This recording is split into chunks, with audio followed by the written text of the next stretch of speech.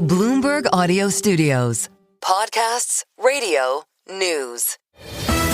The Stock Movers Report, your roundup of companies making moves in the stock market, harnessing the power of Bloomberg data. I'm Carol Massar, along with Tim Stanovic. Let's get to some of the stocks on the move in the Thursday trade. We are joined by Bloomberg TV markets correspondent Nora Melinda. Hey, one of the names that's on your radar today, Supermicro Computer, ticker SMCI. What do you got for us? Yes, so Supermicro ended lower at the market close today, down as much as 8.7%. This is a stock that emerged as a favorite for a lot of those enthusiasts who were into AI, but it unexpectedly delivered a forecast for first quarter guidance that fell short of the Wall Street estimate here. So we were seeing shares falling at the closing bell here. Really just about demand, AI demand here, and that's not something that the street was expecting here. Yeah, stock was down, 8.7% in today's session.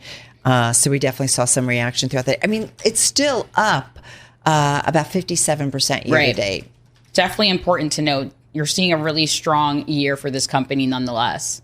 All right, let's get to Tesla, ticker TSLA. Yes, Tesla shares ended higher at the closing bell. And this is interesting because we did see them selling off throughout the trading day, but they ended up reversing at market close, up about 2.3%. And this is after they reported third quarter earnings here. Of course, we know Elon Musk used the end of the earnings call to essentially plead to investors to really back this $1 trillion compensation package that he's really been pushing here. So it's interesting to see a bit of that reversal here. But if you look at shares of Tesla, they're up about 11% so far this year.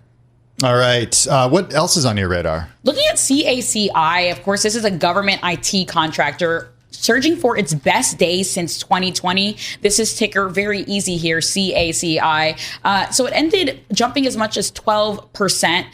This is the best day and the highest level ever here. And so we did see the first quarter adjusted EPS topping expectations. We had William Blair analysts coming out saying that the results and the reiterated outlook really reflect how its business has largely been left unscathed by Doge headwinds, which of course, I haven't heard that in a while, Doge, but I mean, that is something that was a really big concern here for a lot of these government related contractors. And it seems as though, according to William Blair, at least, that this company might be out of the woods with that one. Remember when every day I felt like we were talking about Doge? Right.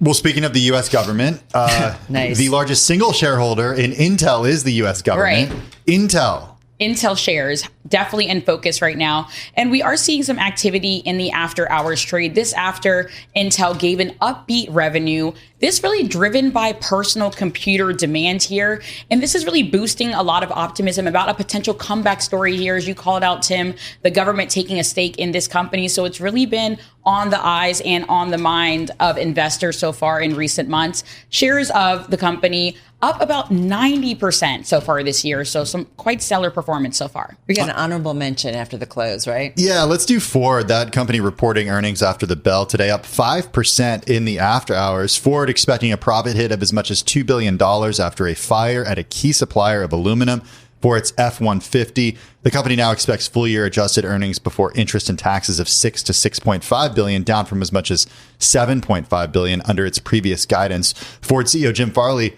on Bloomberg Television with Romaine Bostick and Matt Miller talking about how he was grateful for the tariff pullback slightly and the less of a hit that the company will take. A more reasonable level. More reasonable level. And then also saying that that fire at that supplier, that will all be resolved by next year. Yeah, which has certainly been a big hit as of late, but some recovery then into 2026.